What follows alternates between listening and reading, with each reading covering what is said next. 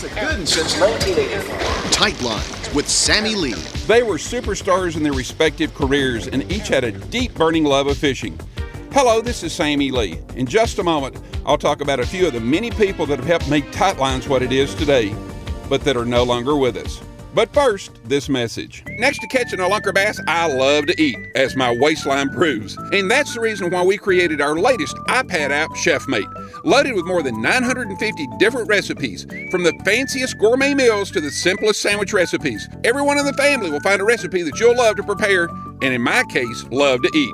Check out ChefMate for yourself at connectedllcapps.com or go to iTunes to see why ChefMate will be a hit at your house, fishing camp, or hunting lodge. ChefMate, you'll thank me for creating it. For the past several days, I've been reminiscing about memories from 40 years on the air as I conclude Tight Lines this week. I've talked about and replayed highlights from some of the most enjoyable programs and the people that made those memories for us.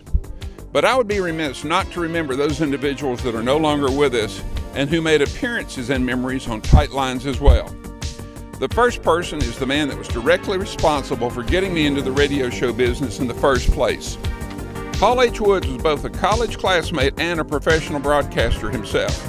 He talked me into producing Tight Lines at a time in my life when I didn't think, know, or expect that I could ever make any money at it.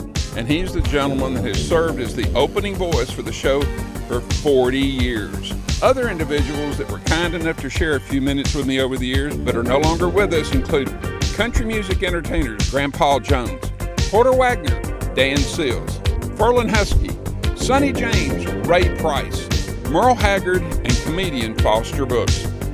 I certainly don't want to forget NASCAR racing legend and a man who turned into a very close friend before his untimely death in 1993, Davey Allison.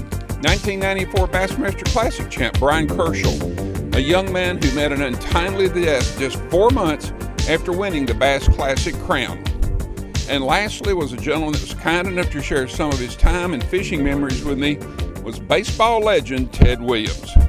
Mr. Williams was more than a baseball legend. He was more than simply one of the greatest fly fishermen that ever lived. He was a close personal friend of mine and someone that I had the good fortune to spend many, many hours and days with over the last 10 years of his life. I learned a lot from this man, and I hope that he at least learned one thing from me. I'll be back with more Tight Lines after this message.